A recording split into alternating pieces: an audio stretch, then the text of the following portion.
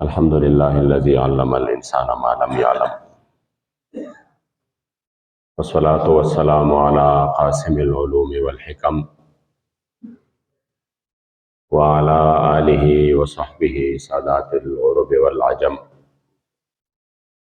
अम्मा बअद फ़अऊज़ु बिल्लाहि मिनश शैतानिर रजीम। बिस्मिल्लाहिर रहमानिर रहीम।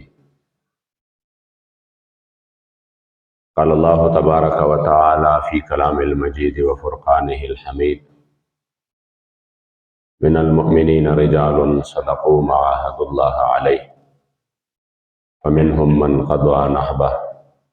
व मिनहुम मन यंतज़िर व मा बद्दलू तब्दीला।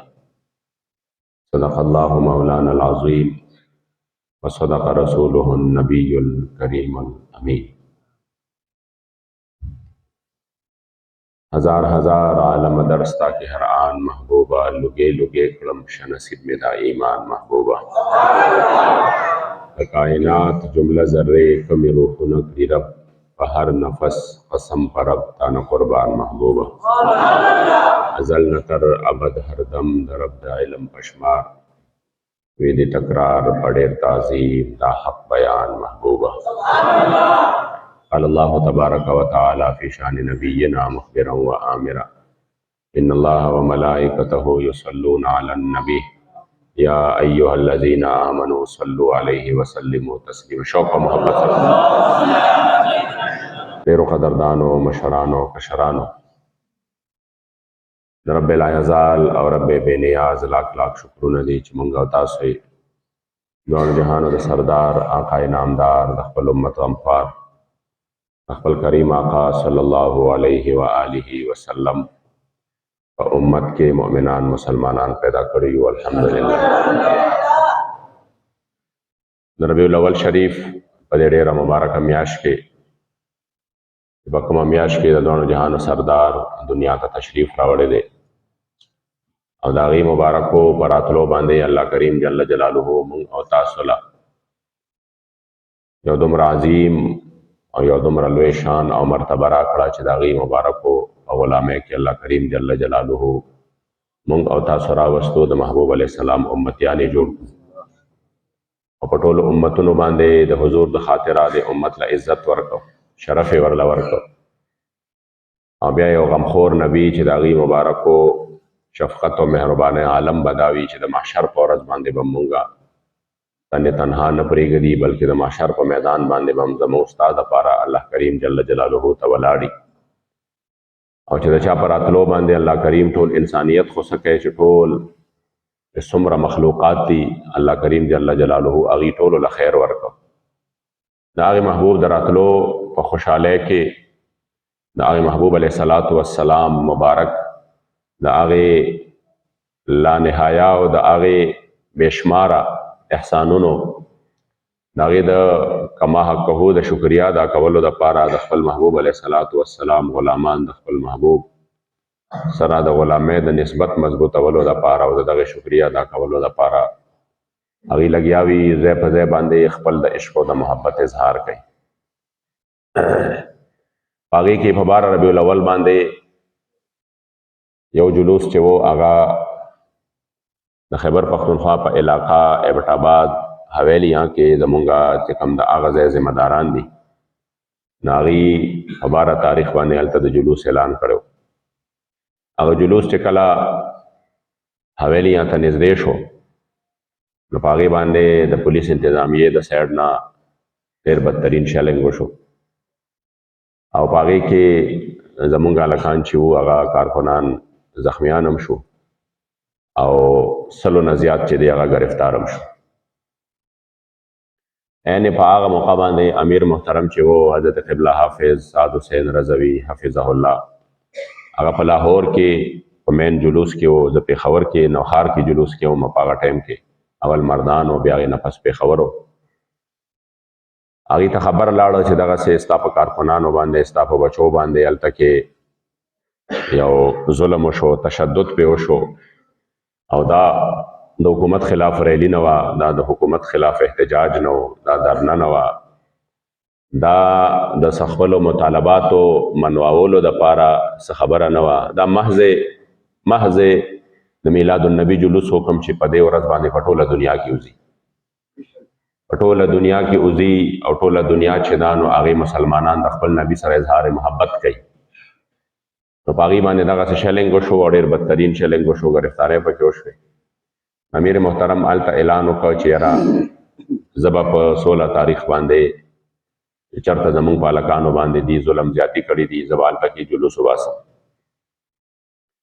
16 تاریخ راتلو نه مخکې بعضې ذمهدارانو ما سره مرابطه وکړه، د پولیس انتظامیې والا، وی چې یاره دا جلوس چې دی نو دا تاسو مه وباسئ. بهرحال ما هغې ته وویل چې یاره تاسو کوشش دا وکړئ چې کوم هلکان ګیر دي، کوم تاسو ظلم کړی دی دا فوراً رها کړئ، نو ماحول جوړ کړئ، او بل دا هم راته ووایه چې دلته جلوس مسله څه ده. هغې وی چې په دې کې داسې قسمه خلک دي چې ستاسو جلوس نه پرېږدي.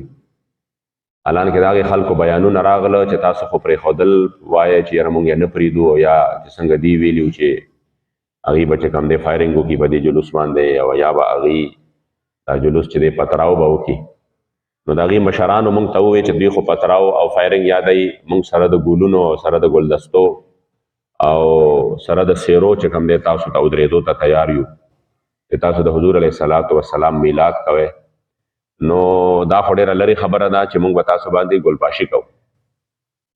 ځکه چې تاسو د خپل ذات لپاره نه راځئ داسې دا خو.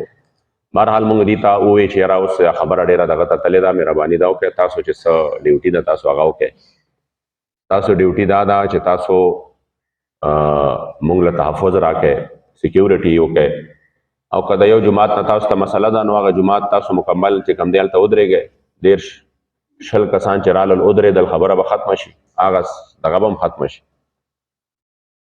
بهرحال څه طاقتونه داسې شته دی په دې وطن کې چې هغې همیشه په دې وطن کې انتشار غواړي،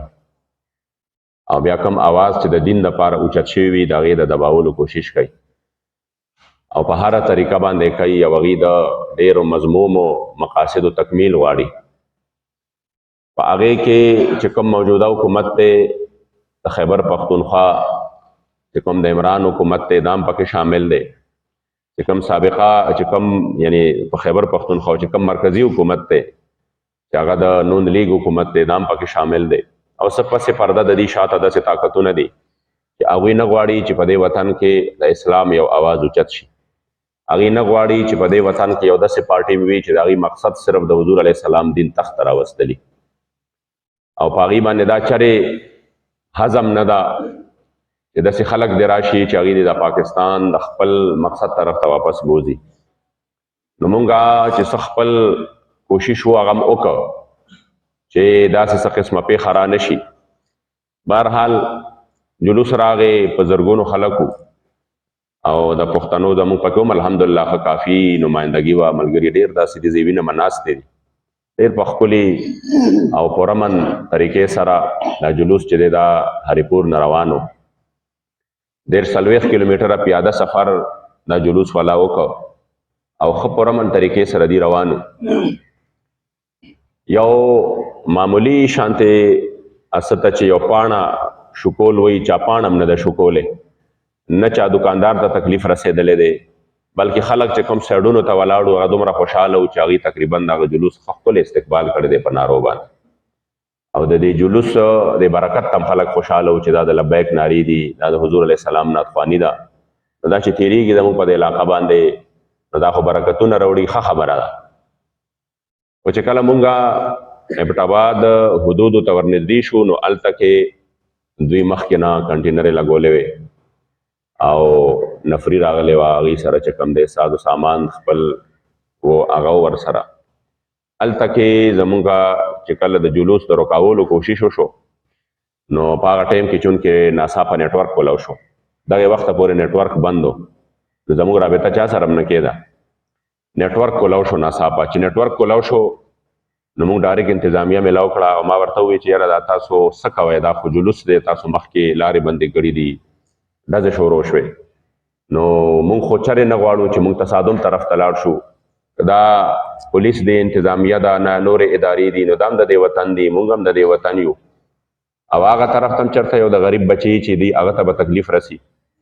او که نقصان ورته رسي هغه هم زمونږ د خپل چېرته د چا زوی به د چا ورور به او د یوې تور سرې د هغې هغه خوشحالي به دغه کېږي. نو دا خو داسې خبره ده چې موږ نه غواړو داسې. او دې طرف ته هم د حضور اشکان دي د حکومت خلاف نه دي راوتې، څه درنه نه ده، څه بل څه نه دي، څه بل څه نه دي، محض چې کوم دی بس یو احتجاج جو هم نه دی، یو پرامن سلوک، یو پرامن طریقې سره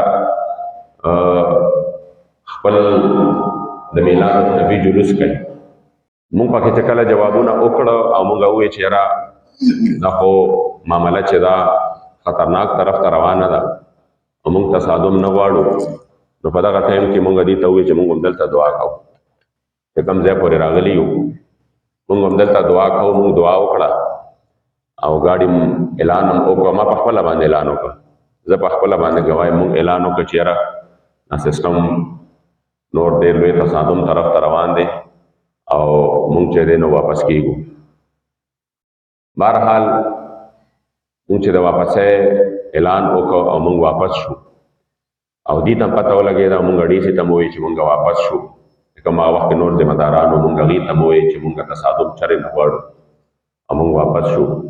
نو په واپسۍ کې دوی په جلوس پسې شو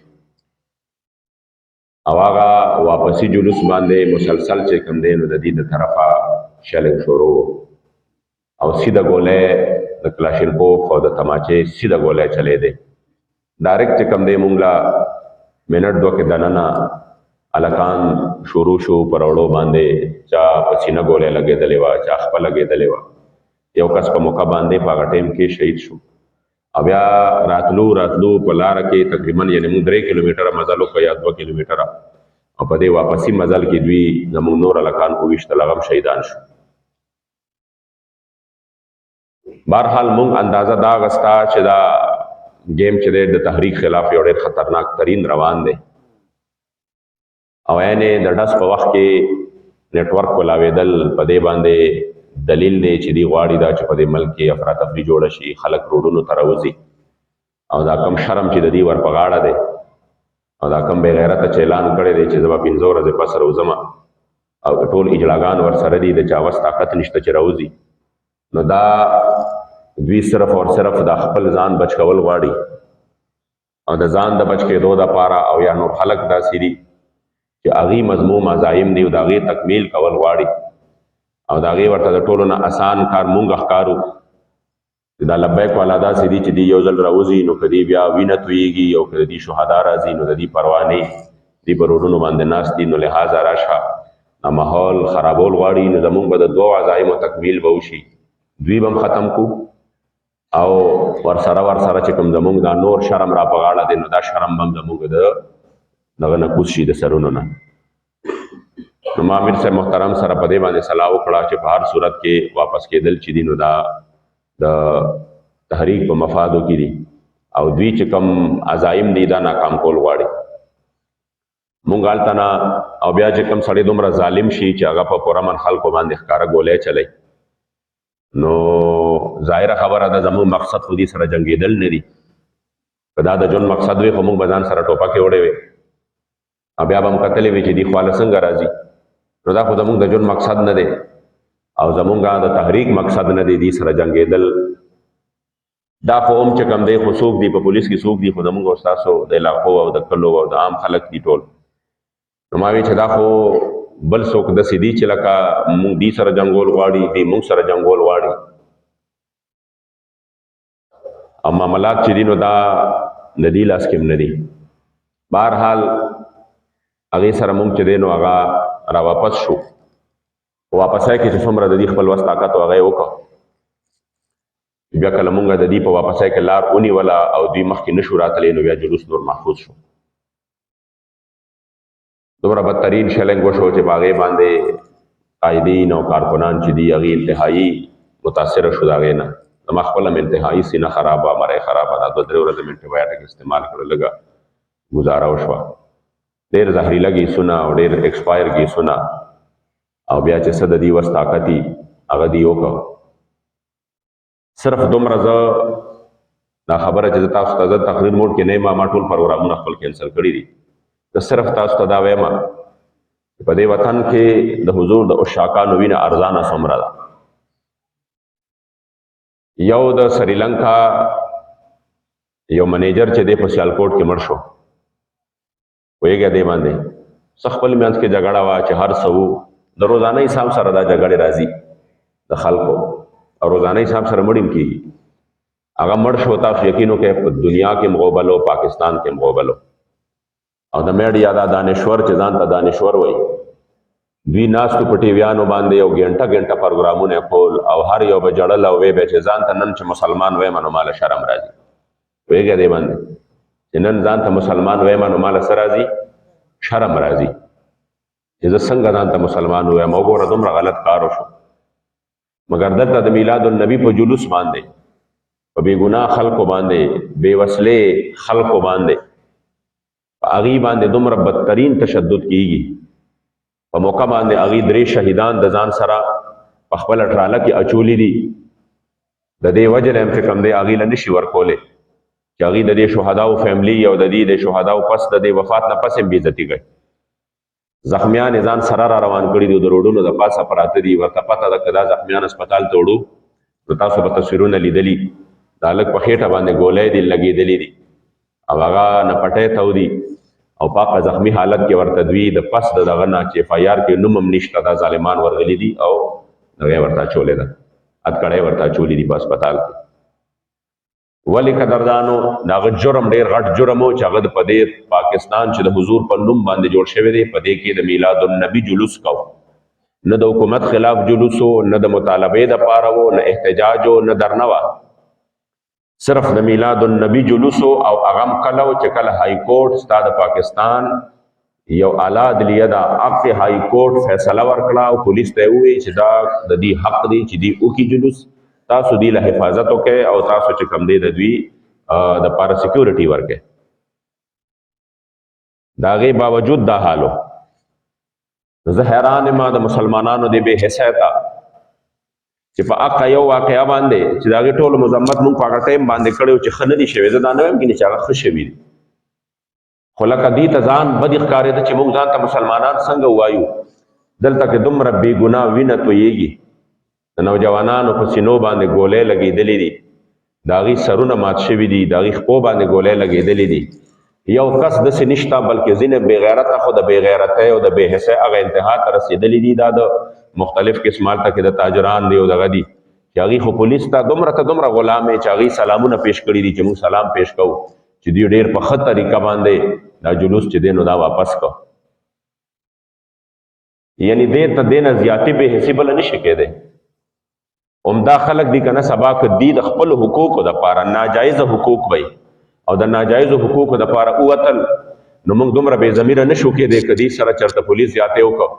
او دوی چې کوم دی واپس کړه، نو موږ به دا ووایو چې ماشاءالله پولیس ډېر ښه کردار وکړو. داسې شوي دي که نه خلک حقوقو دپاره راوځي، بیا زموږ بیان د هغې په حق کې راشي چې یاره د دې حقوق چې دي دا خو پکار دا ده چې حکومت یې واوري. اخر تر دې حده پورې په دې وطن کې دا کم طاقتونه دي چې هغې د میلاد النبي په جلوس باندې فایرنګ کوي. او بیا د افسوس خبره دا ده، تاسو ویډیوګانې وګورئ، هغې چې کوم دی دا چې کوم ځای ځان له دوی بیس جوړ کړی و، په کوم مرکز دي ځان له جوړ کړی و، په هغه مرکز کې سره د راکټ لانچرو راغلي دي. سوچ وکئ چې کله جلوس ته تاسو کې هوښیاران خلک ناست یې ټول چې کله جلوس له حکومت نفري لیږي، هغې سله تماچه ټوپک نه ورکوي. پوهېږئ دې باندې هغې له صرف هغه څیز ورکوي چې هغه 15-10 منټو دپاره په سړي باندې یو اثر راولي او ختمیږي. زه په دې خپلو سترګو باندې ګوی کومه، دا د الله رسول کرم دی چې د دې په سینو کې زموږ نه دا روب واچو، دبدبه یې واچوله چې په آخره کې کله دی واپس زموږ په جلوس په واپسۍ کې په دې را روان شو. ما ته امیر محترم وی ورشه چې زه راغلم او زه رامخې ته شوم، دلته تاسو یقین وکړئ زما د سترګو په وړاندې دي، زما د سترګو په وړاندې باندې دي چې دوی په بختربند ګاډي تیز به دي جلوس د پاسه را روان کړي وو. زموږ ملکان چې ولاړو د دې د پاسه را روان کړي وو. دا په خدای زموږ روب اچو چې موږ په ځای باندې ولاړ یو، موږ له اخوا شوي نه یو. موږ سره صرف لاسو کې کاڼو، په هغه کاڼو باندې چې کوم دی بختربند ویشتی دی او په هغې باندې الله پاک د دې په زړه کې روب اچولی دی او دی بیا واپس شوی دی چې یاره دا جوړ زه ګیرېږم دلته. یعنې دی بالکل راخېجولی و، د دې خپل هلکانو د پاسه دا ګاډي راخېجولی. نو تر دې حده چې یو ظلم کېږي سره دې حدا او ښکارا ټول مسلمانانو ته پته ده چې دا ظلم دی، هغه باوجود ته چې کم دی شاباسي ورکړي نو ما ته وایي چې ته ولاړ چرته او بیا په هغه خلکو باندې په دې کې د کې پی کې پولیسو اکثریت د سوات او د یو ځای د بل ځای دغه خلکو کنه دغه کارکونانو چې دا تا باندې لږه شانتي سختی راغلی وه او تا چې کم دی په کور باندې اوبه راغلی وي او سیلاب راغلی او دا کارکونانو چې دوی یو میاشت چوکیانې کړي دي او تاله ګرځېدلي دي او مال یې درله جمع کړی دی، اوړه یې درله جمع کړي دي او دال او چینی درله جمع کړي دي، صرف دې دپاره چې زما د خیبر پښتونخوا دا رور چې دی په تکلیف کې نه وي. ځوانانو خپلې ځوانۍ چې کم دی مشقت کې اچولي دي، صرف دې دپاره چې زما نه دا کتلی چې دا پنجابی دی او دا پښتون دی، بس صرف دا ویلي دي چې دا د حضور یو غلام دی او دته تکلیف دی چې زه د مداوه جوړ شم، زه د په زخمونو باندې د کور وران دی نو چې کم از کم روټۍ خو په مړه ګېډه باندې وخوري، د هغې دپاره غریب ګرځېدلی دی. یو داسې تحریک، یو داسې غمخور تحریک چې هغه د ځان دپاره نه دی لګیا. ما صرف دا صورتحال تاسو ته واضحه کوو، د تقریر نشم کولی، دا صورتحال مې درته واضحه کوو چې دا څه صورتحال او په کوم انداز باندې دي دا دومره لوی ظلم وکړو. زه صرف دومره وایم چې دا وطن چې دی دا د حضور په نوم باندې آزاد شوی دی. که په دې کې د اسلام ناره جرمي نو ښکاره ووایه د خلکو ته، ښکاره د خلکو ته ووایه چې په دې وطن کې ستاسو ځای نشته او لاړ شئ چېرته بل ځای ته. دا چې کوم دی دا به د مغرب د غلامۍ او د انګریز د غلامۍ دپاره یو قانوني وي، دلته به د اسلام ناره نه والي کېږي. چې ته یو طرف ته وایې چې زه عشره رحمت للعالمین مناومه منافقه، د دنیا د ټولو نه بدترین منافق انسان او ستا دا ټولګې چې دا کومو در سره ګیري دي او دا د چا د سره پټکي دي او دا د چا چې کوم دی دا چا د نه امام جوړ کړی دی او چا د نه قائد ملت اسلامیه جوړ کړی دی او چا د نه چې کوم دی عاشق رسول جوړ کړی دی، کم از کم د دې بې ضمیر او د دې بې حسو د دې دا چې کوم دی دغه نه جوړېږي چې دا ستا کم د کفر کارونه دي او د ظلم او د جبر کارونه دي چې دومره خو درته ووایي چې دا د ظلم کارونه دا صرف په خوله باندې ده چې زه ریاست مدینه قائمو معاشره رحمت للعالمین په کما مبارک میاش کې چې تاسو صرف میلاد باندې د حضور علیه الصلاۃ والسلام د غلامانو وینې توی کړې. ما پرونه یو خاص ناغه عہدیدارم دی یو خاص دوست هم دی، ما هغه ته وویل مې دنه موږ ښکاره جواب راوړه چې دا ستا ایجنډا ده که د چا ایجنډا ده. که ستا ایجنډا وي او تا ویلي چې آو زه دا ظلم کومه مې بس کارا راته ووایه انشاءالله تعالی موږ له ستا چلم راځي او ستا د دغې اجلاګانو چلم راله راځي. مونږ الحمدلله وینه د حاجي محمد امین رحمت الله تعالی علیه ده او غیرت د حضور امیر المجاهدین رحمت الله تعالی علیه ده. قسم درته خورم چې ما په خپلو سترګو باندې ولیدل، ما په خپلو سترګو باندې ولیدل د خپلو کارکنانو عظمت، د خپلو کارکنانو شجاعت او د خپلو کارکنانو بهادري. زه سوچ هم نشم کولی چې ما چېرته داسې بهادر خلک لیدلي دي چې ښکاره هغې د دغه نه ټوپکې راوښکلي دي د بختربن ګاډو نه، شل والا ټوپکې راوښکلي دي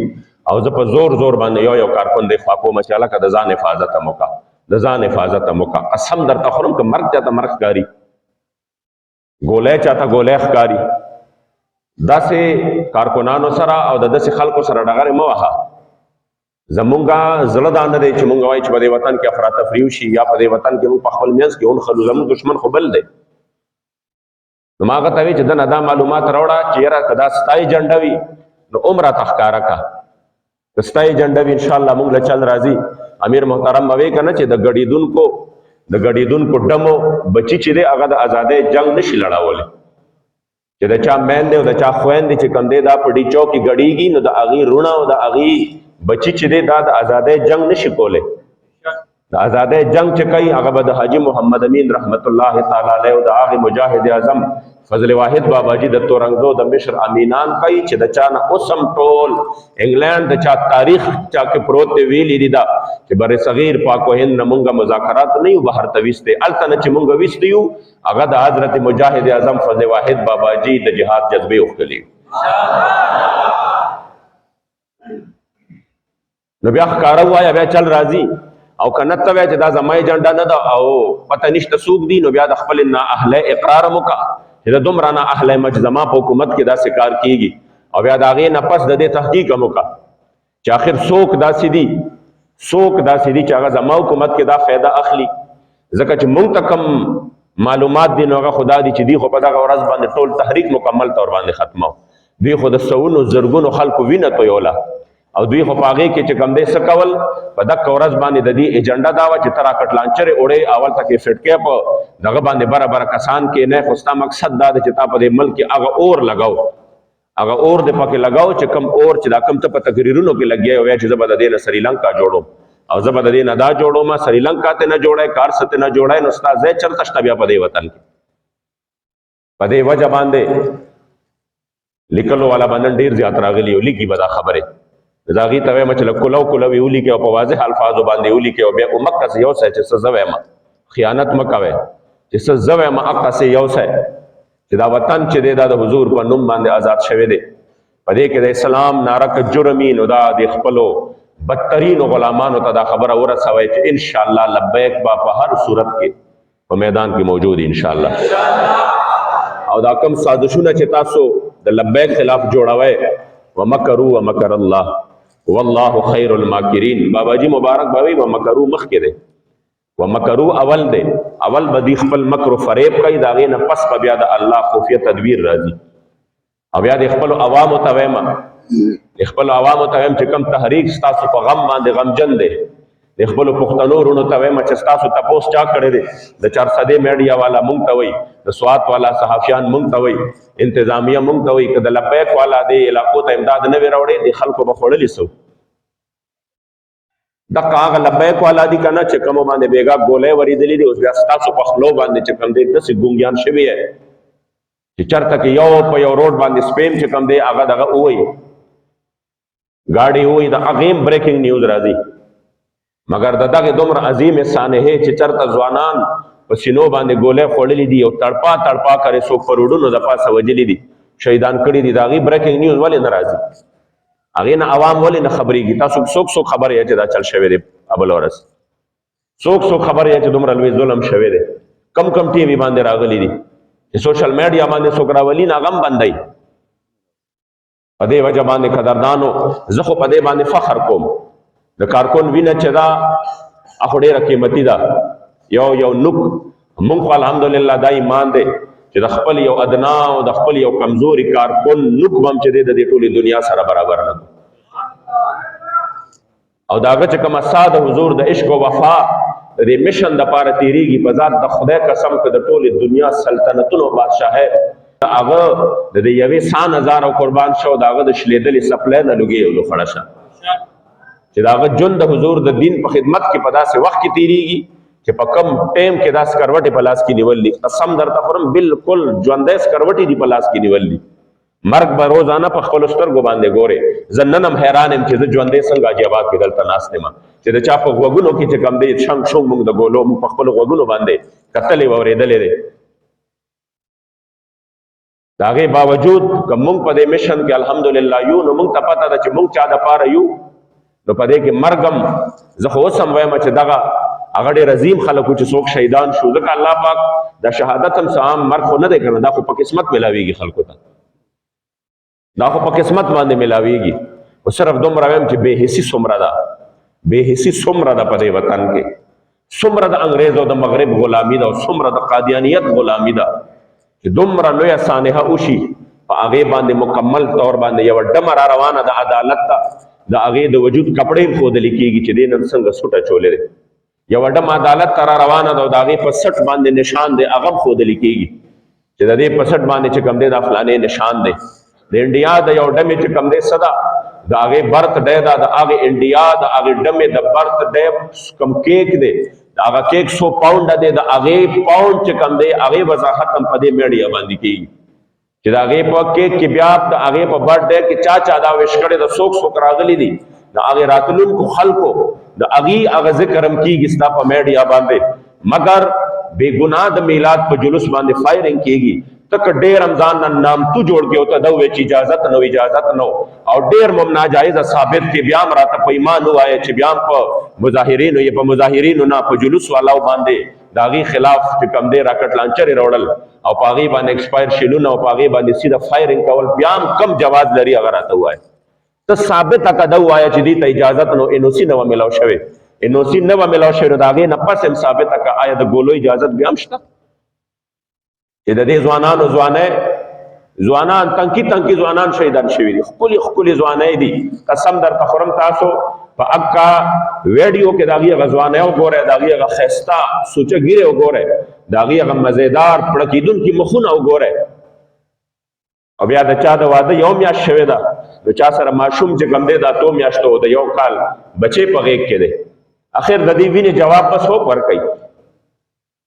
چې تا صرف د میلاد په جلوس دې ته انوسي نه د ملو شوې ته دومره ظالم شوې.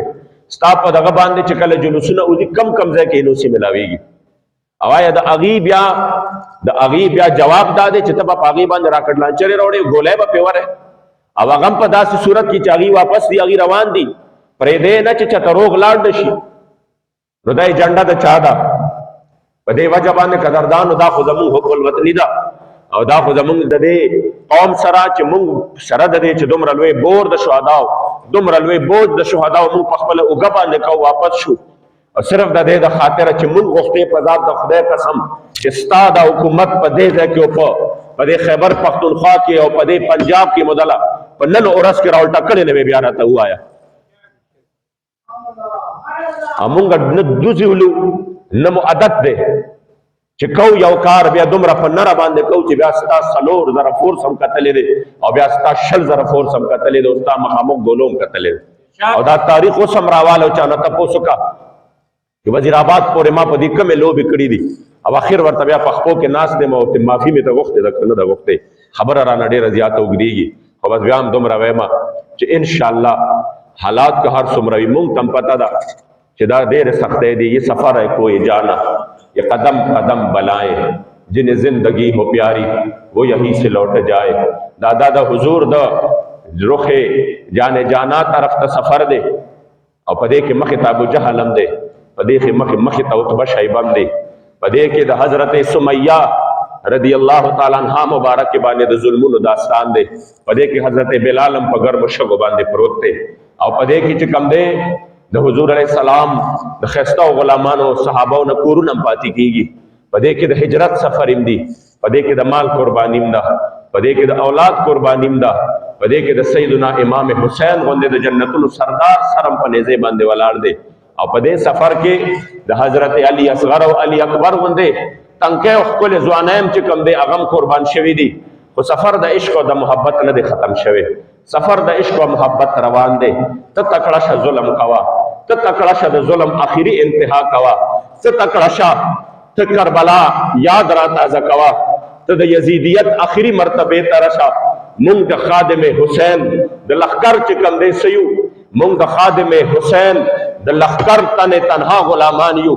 ته د یزیدیت په آخري ډګرو کې مونږ به انشاءالله تعالی د حسیني لښکر یاد را تازه کوو، ستا د ظلم خلاف د کربلا په میدان کې ودرېږو. او بس دا مو انشاءالله د رب سره وعده ده، دا مو د هغه د محبوب سره وعده ده، او دا مو د دې عاشق سره وعده ده، دا مو د امیر المجاهدین د روح سره وعده ده چې دا ځوانۍ دې قربان شي، دا هر څه دې لږې او لوخړه شي انشاءالله چې ستا د دین دغه کاروان او قافله د تحریک وکه خیري په خپل میدان کې په خپل ځای باندې ولاړه انشاءالله.